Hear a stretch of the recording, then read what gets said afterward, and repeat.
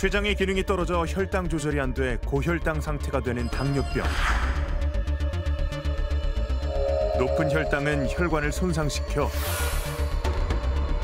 머리부터 발끝까지 우리 몸에 심각한 합병증을 유발한다. 당뇨병 환자에게 무엇보다 중요한 혈당 관리. 이제 숨어있던 혈당의 변화를 볼 수 있는 시대가 열렸다. 김치찌개를 먹고 났더니 한 300까지 올라가고. 눈으로 보니까 그거는 안 할 수가 없잖아요. 능동적으로 나를 위해서 무엇을 하는가. 정말 정직한 병이에요. 내가 노력하는 만큼 건강으로 돌려줘요.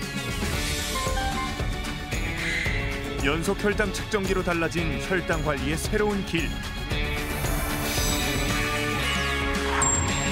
먹고 마시고 운동할 때마다 달라지는 혈당 일지를 공개한다.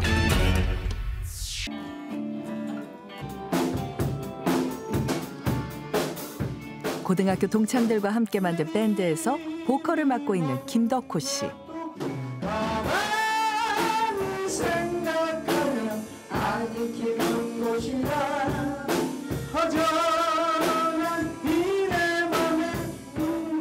신나게 노래를 부르면 혈당이 덜 오른다는데요. 안 올라가. 그동안의 경험으로 보면 한 170에서 180 정도 올라가야 되거든요. 근데 안 올라가잖아요. 지금 이렇게 올라가야 되는데 130. 덕호 씨의 혈당 수치에 친구도 관심을 보입니다. 이렇게. 휴대전화에 나타나는 혈당 수치들. 연속 혈당 측정기를 이용한 겁니다. 연속 혈당 측정기는 체열 없이 피부 바로 밑에 존재하는 수분인 간질액에 존재하는 당을 측정하는 기기입니다. 피부 아래에 삽입한 센서를 통해 세포 간질액에서 포도당 농도를 측정해 스마트폰 전용 앱이나 수신기에서 혈당값을 실시간으로 보여줍니다. 식전 찔러서 해야 되죠. 밥 먹고 나서 2시간 있다가 또 찔러서 해야 되죠. 그거를 아침, 점심, 저녁을 어떻게 검사해? 그리고 요만한 수첩에다가 기록하라 그러는데 그거 기록하기가 쉽지가 않아요. 그러다 보니까 등한시 되잖아요. 관리가 좀 덜 되는 편이더라고요. 근데 이제 이게 해서 그래서 재보니까 매일매일 그래프도 다 그려지고 9월 17일 날에 잰 거예요.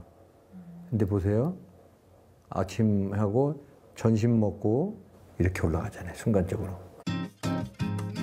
당뇨 20년 차인 김덕호 씨. 약은 계속 늘어나는데 혈당은 잡히지 않던 중 임상시험에 참여해 연속 혈당 측정기를 접했습니다. 혈당의 변화를 눈으로 확인하자 식습관을 바꾸지 않을 수 없었는데요. 밥 먹고 난 다음에 그냥 대기만 하면 되니까 내 혈당이 뭐를 먹었더니 혈당이 엄청 올라가더라 하는 것들이 금방금방 캐치가 되잖아요. 그러다 보니까 저기처럼 밀가루 음식을 아예 끊는다든가 국수 같은 것도 안 먹고 막 이렇게 되는 거죠. 빵, 그렇게 좋아하는 빵 같은 것도 안 먹고 하여튼 가루로 된 음식은 이제 다 끊는 거죠. 그것만 먹었다 그러면 혈당이 너무 올라가니까. 복숭아도 안 단 거, 물렁물렁하지 않고 딱딱한 거 이런 걸 먹게 되더라고요. 특히 저 방울토마토나 토마토 종류는요 거의 안 올라가요.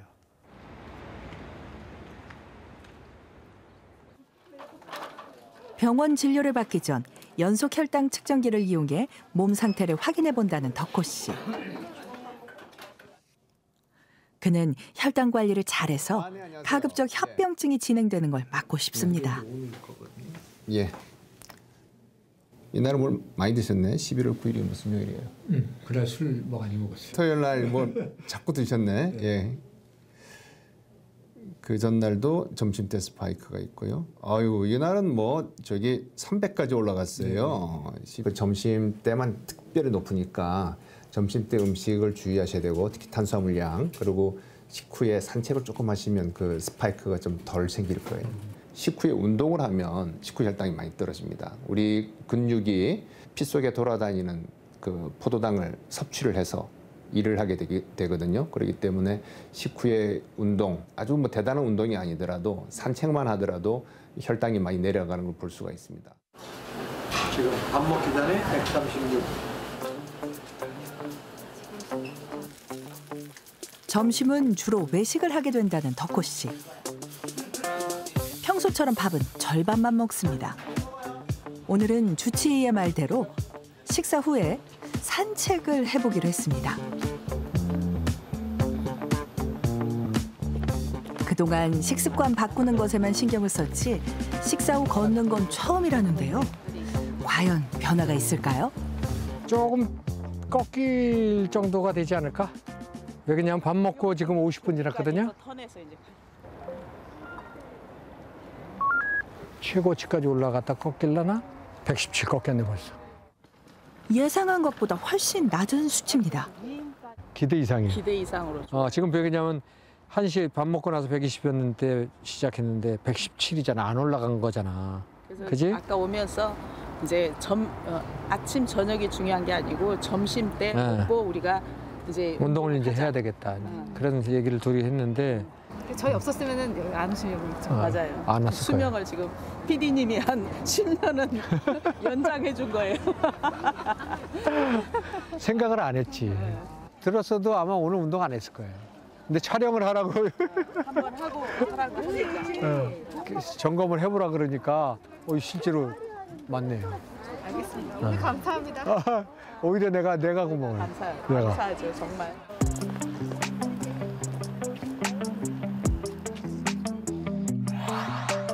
정상인에 비해 2형 당뇨병 환자는 식후 혈당이 큰 폭으로 상승해 천천히 떨어집니다. 식사 후 걷기 같은 가벼운 운동을 하면 혈당이 가파르게 상승하는 걸 막을 수 있습니다. 당뇨병은 만성 질환이기 때문에 진단이 되고 자기가 평생 가져가야 되는 그런 병입니다. 이거는 의사가 어떻게 고칠 수 있는 게 아니고 의사는 도와주는 것이고 결국은 주치의는 환자 자신이다라고 하는 부분이고요. 그리고 최근에는 개인 맞춤형으로 진화하고 있다라고 하는 거예요. 병이라는 건 나아야 하잖아요. 근데 당뇨병은 낫는 병이 아니고 평생 같이 가면서 관리를 해야 되는 병이라는 게 굉장히 중요해요. 왜냐하면 겉으로는 혈당이 좋아졌지만 췌장 기능은 아주 혈당이 없었던 건강한 사람보다는 많이 이미 기능이 떨어져 있어요. 그런 상태에서 혈당만 유지하는 거거든요. 나이가 들면 모든 장기들이 아무리 관리를 잘해도 인슐린 저항성도 조금씩 더 올라갑니다. 이런 부분 때문에 인슐린 효용이 떨어지기 때문에 치료하고 끝내는 것이 아니고요. 평생 관리하고 혈당이 다시 뛰기 시작하면 또 약물 치료하고 이렇게 계속 따라가면서 관리를 해야 합니다. 연속 혈당 측정기 요즘 사용하시는 분들을 좀 꽤 봐요. 네.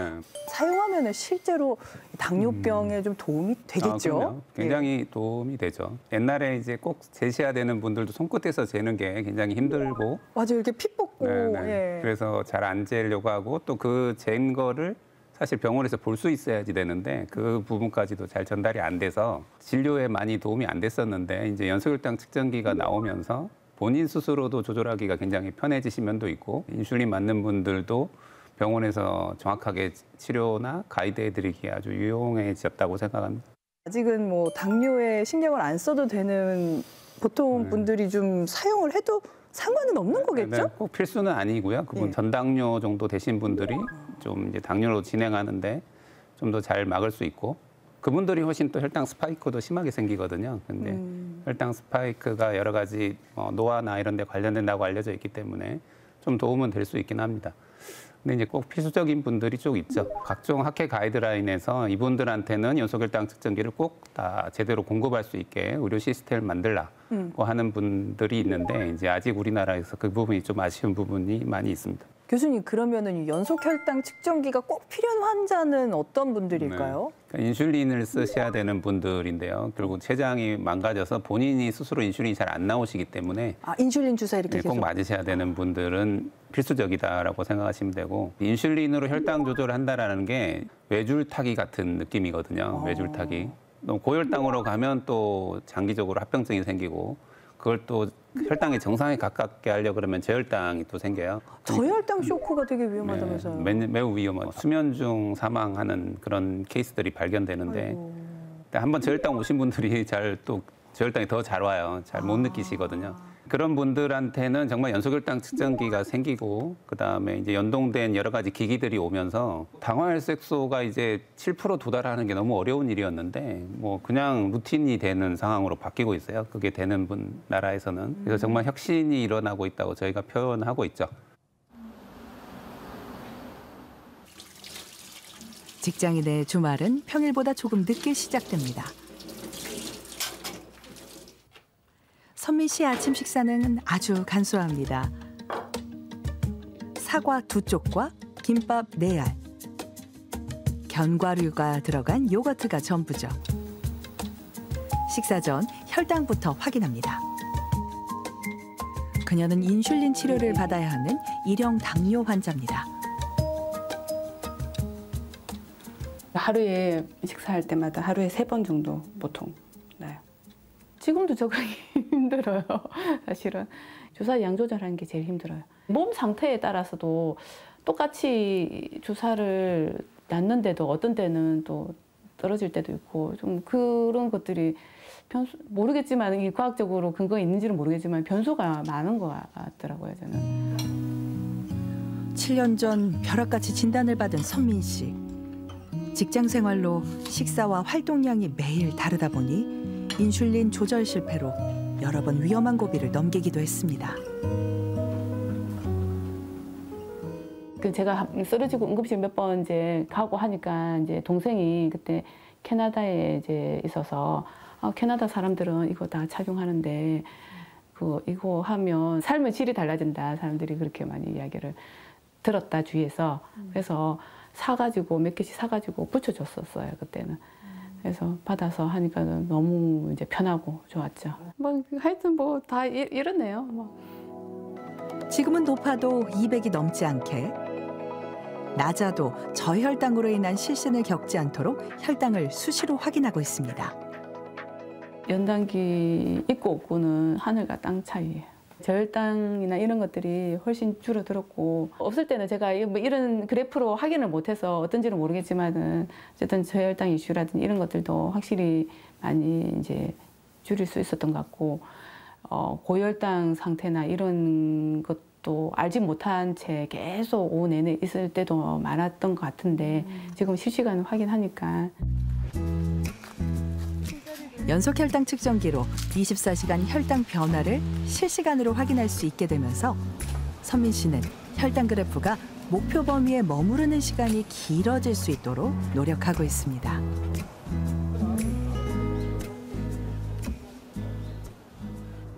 지금 오히려 내려갔네요. 제가 좀 오늘 좀 적게 먹었나 봐요. 옛날에는 진짜 이렇게 해서 둘레길 쭉 가서 피 뽑아가지고 하면 200 뭐 이러면은 이제 눈물이 그냥 혼자서 눈물이 확 이제 쏟아지고 그랬거든요. 내가 뭐 어떻게 해야 되지? 뭐 이래도 안 되고 저래도 안 되고 이거 어떻게 해야 되지? 뭐 그렇게 생각을 했는데 지금은 이제 패턴도 좀 알고 하니까 일상이 됐죠. 이제 확인하는 것도 아까 이야기했다시피 쭉 이제 이 범위에서 이렇게 움직이면은 기분 엄청 좋죠. 연소혈당 측정기의 장점이 어떤 적정 혈당 범위, 우리가 이제 타임 인 레인지라고 하는데 그 타임 인 레인지를 보통 70% 이상 유지를 하도록 합니다. 여기서 말씀드리는 타임 인 레인지는 혈당이 이제 70에서 180mg per 데시리터 이 사이인 거죠. 그러니까 24시간 동안에 70% 이상의 그런 타임 인 레인지를 유지를 하려면 한 17시간 정도가 그 안에 들어와야 한다는 얘기예요. 상당히 많은 시간을 어느 정도 적정하게 유지하도록 하는 게 결국 이제 합병증을 예방할 수가 있다. 이제 그런 게 밝혀짐으로써 우리가 타임 인 레인지를 70% 이상으로 유지하도록 권고를 하고 있습니다. 평균 혈당을 나타내는 당화혈색소 수치가 같더라도 건강 상태와 활동량, 시기에 따라 변화의 폭이 달라지는데요. 70에서 180 사이로 혈당이 움직일 때 당뇨병 후유증 위험이 낮아집니다. 저혈당에 대해서도 혈당이 떨어진 것을 본인이 알 수가 있잖아요. 이제 측정을 해보면은 그렇기 때문에 저혈당 발생률을 좀 1형 당뇨병 환자든 2형 당뇨병 환자든 유의하게 좀 감소시키는 이런 효과를 볼 수가 있습니다. 그래서 연소혈당 측정기를 이제 그런 측면에서 보면은 안전 장치라고 이제 이야기를 할 수가 있습니다. 인슐린이 분비되지 않는 일형 당뇨병 환자에게 혈당 조절은 복잡하고 어려운 싸움입니다. 파스타 많이 먹어요. 파스타는 그 혈당 스파이크를 되게 죽여주는 음식이거든요. 그다음에 야채를 굽거나 야채로 요리해서 하는 지중해식 요리 많이 먹어요. 엄마를 돕는 딸 민서정 씨.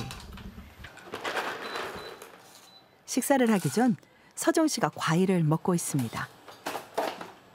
일형 당뇨 환자인 그의 혈당이 급격히 떨어지고 있기 때문입니다. 떨림이 있거나 다리에 힘 풀림이 오기 또 해요. 62 정도면. 근데 여기서 더 떨어져서 한 40대가 되면은 앞이 안 보이거나 뭐 몸에 감각이 없어진다거나 말이 느려진다거나 뭐 식은땀 흘리기도 해요. 30분 정도만 버틸 수 있게 과일 먹어요. 간식류 먹으면은 이게 식사 후에도 같이 올라서 고혈당이 될 수 있거든요. 밥이 있고 아직 50대까지 떨어지는 혈당. 하지만 서정 씨는 결코 서두르지 않습니다. 식후 고혈당이 되지 않도록 샐러드부터 천천히 먹기 시작하는데요. 혈당을 수시로 확인하고 있기 때문에 위험한 순간이 와도 대처할 수 있습니다. 연장기가 없다면 어떤 하루를 보내든 활동을 하든 항상 손가락 체열에 따라오니까 시간이 지날수록 뭔가 관리를 포기하게 됐을 것 같아요. 포기하게 돼서 그에 따라 당화혈도 올라가고 거기에 따라 혈관도 손상이 돼서 합병증이 오니까 이게 펌프예요. 무선 펌프. 서정 씨는 인슐린 펌프와 연속 혈당 측정기를 함께 사용하고 있습니다. 그러니까 블루투스로 연결돼 있어요, 기계랑 어플이. 보시면 돼요. 아까 수시로 이렇게 상태 봐서 본인이 넣는 거예요? 네. 여기 블루투스 들어가시면 간편주입 있어요. 거기다가 필요한 양을 쓰고. 네, 필요한 양. 여기 탄수화물 입력하는 데가 있거든요. 여기다가 뭐 탄수화물 40 이렇게 치면은 이렇게 떠요. 6.65 이렇게 필요하다. 근데 얘는 순탄수만 계산을 해줘요. 단백질 지방은 제가 알아서. 식사 후 혈당이 오르기 시작하자 바로 걷기 시작하는 서정 씨. 가만히 앉아 있으면 혈당이 급격히 치솟기 때문에 미리 몸을 움직입니다. 경험에서 나온 관리법입니다. 식후 30분에 바로 운동을 해요. 바로 운동을 하고 혈당을 떨어뜨려도 얘가 다시 오를 수도 있으니까 계속 지켜보고 있어요. 제 혈당을. 어떻게 변할지. 혈당 몇에 맞아야 할지. 그리고 어떤 운동을 해줘야 할지. 이런 것도 자꾸 생각해요. 항상 변화가 있거든요. 제 혈당은. 그럴 때마다 항상 저는 기록을 했어요. 일형 당뇨병 진단 후 기록한 혈당 일지. 서정 씨가 매일 혈당과 치열하게 싸운 기록이 고스란히 담겨 있습니다. 저녁 식후. 뭔가 눈물이 나는 것 같은. 뭔가 속에서 울컥하는 것 같아요. 이런 노력이 있어서 여기까지 왔다? 이런. 1년에 한 번 하는 당뇨병 합병증 검사. 눈과 발 등 신경이 손상된 곳은 없는지 확인합니다. 현재 서정 씨의 상태는 어떨까요? 네, 안녕하세요.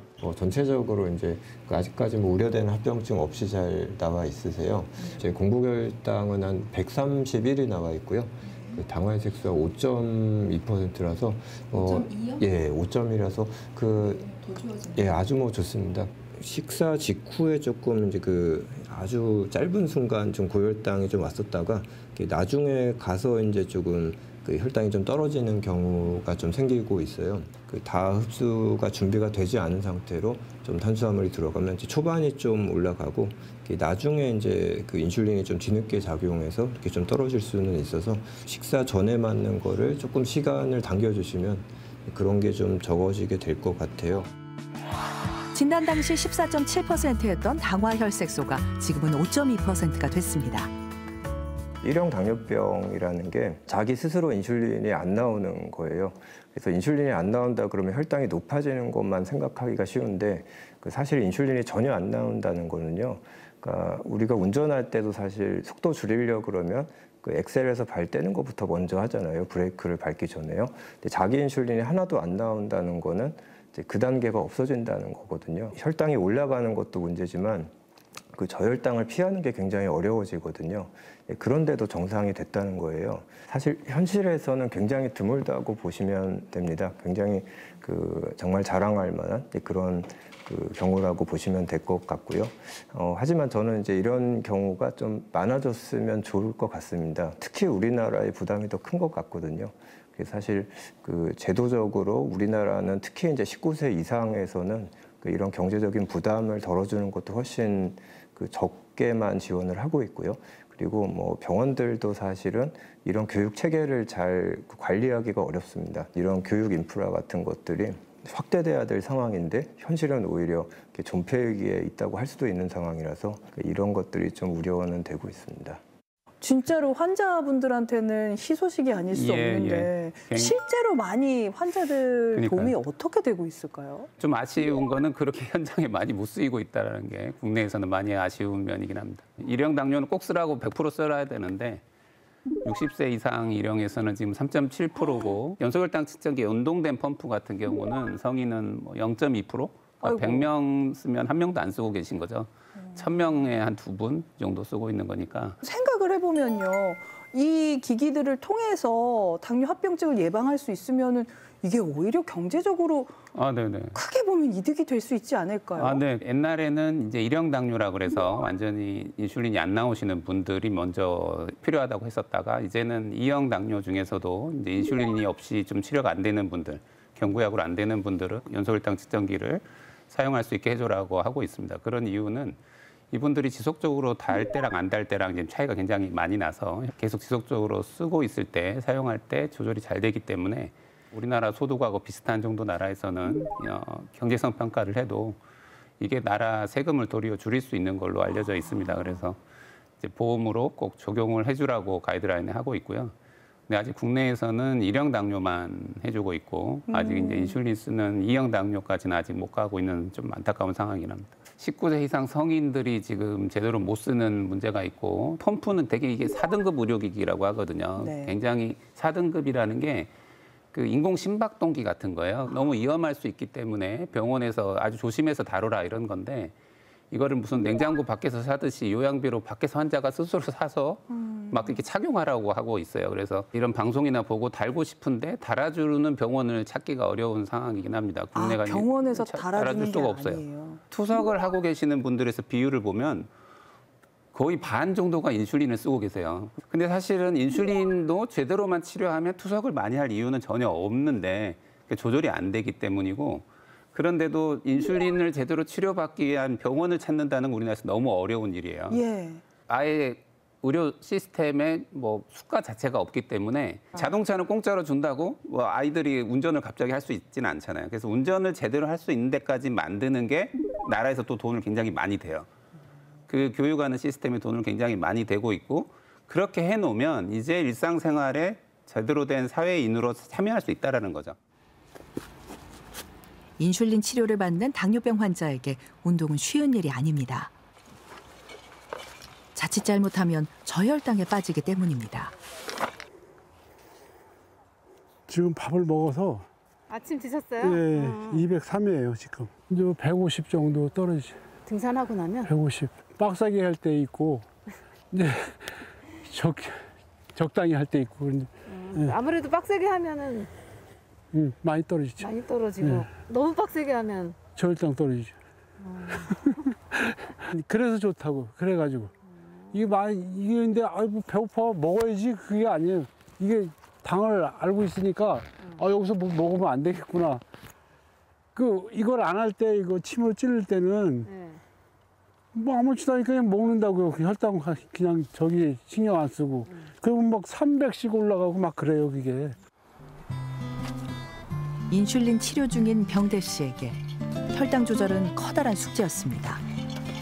연속 혈당 측정기를 사용하는 임상시험에 2번이나 참여를 했지만 그때만 잠깐 좋아질 뿐. 식사량, 활동량에 따른 인슐린 조절은 넘기 힘든 벽이었습니다. 제가 원래 당화 혈색소가 10위까지 올라갔었어요. 10위까지 올라갔는데 이제 교수님하고 계속 상담하고 이제 진료받고 그래서 지금 떨어져가지고 지금 당화 혈색소가 6.8로 내려왔어요, 이번에. 근데 이제 요거 또 임상 실험 하기 전엔 7.8이었거든요. 뭔 소리예요? 고혈당 됐다고 신호는 거지. 200, 왜 이렇게 올라가지?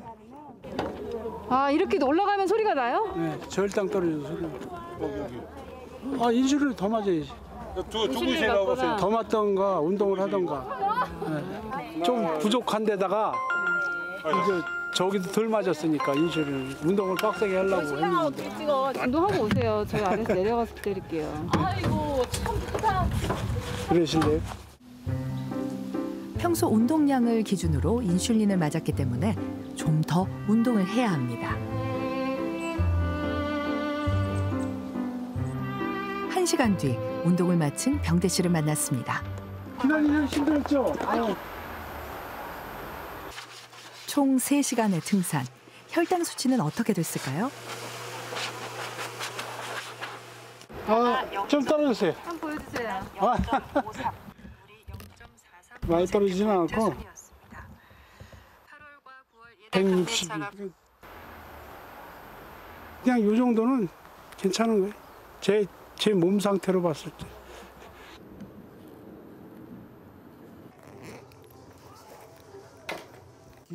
이병대 씨가 스스로 혈당을 조절할 수 있게 된 건 새로운 기기의 도움 덕분입니다. 밥 먹을 때마다 맞는 거. 이제 여기 이제 입력이 돼 있거든요. 점심 많은 양 먹을 건가 보통으로 먹을 건가 적은 양.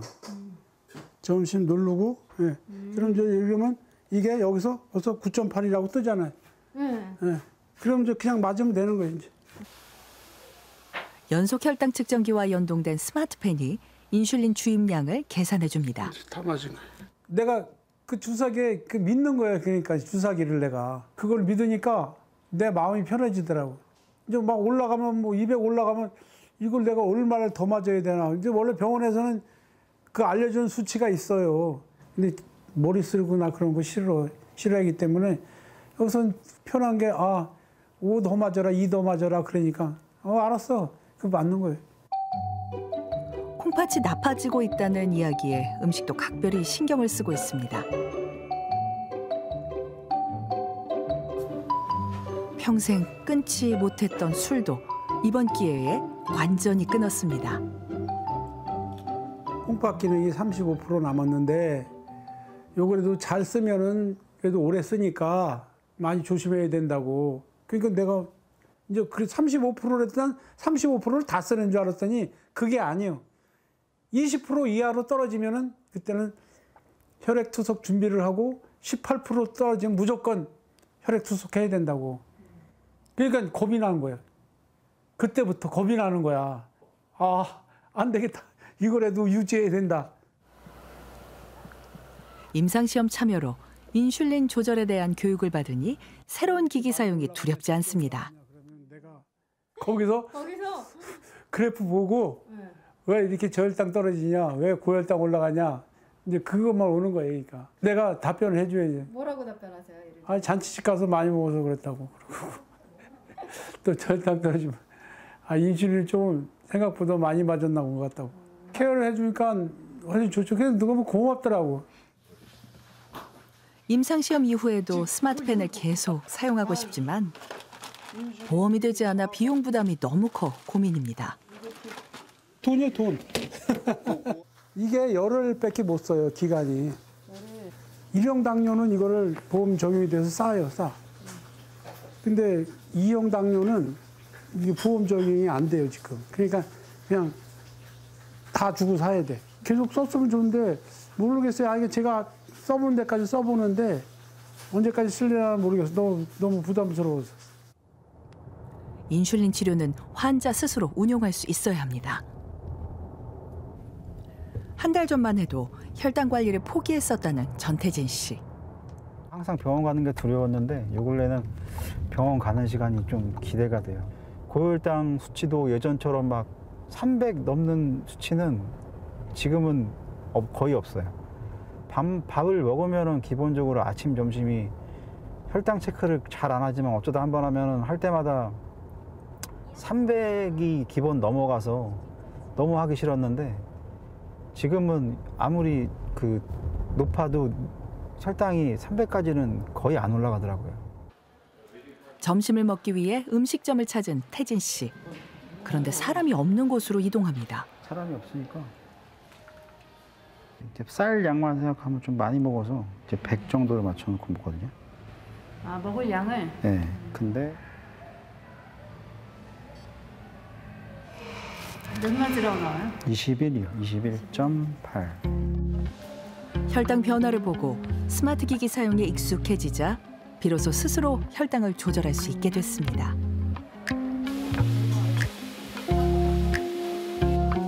이제는 식사도 신경 써서 합니다.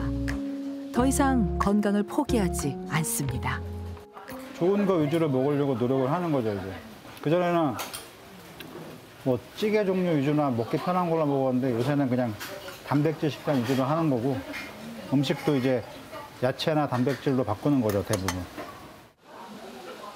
혈당 조절의 새로운 길을 보다 많은 인슐린 치료 환자와 공유하고 싶습니다.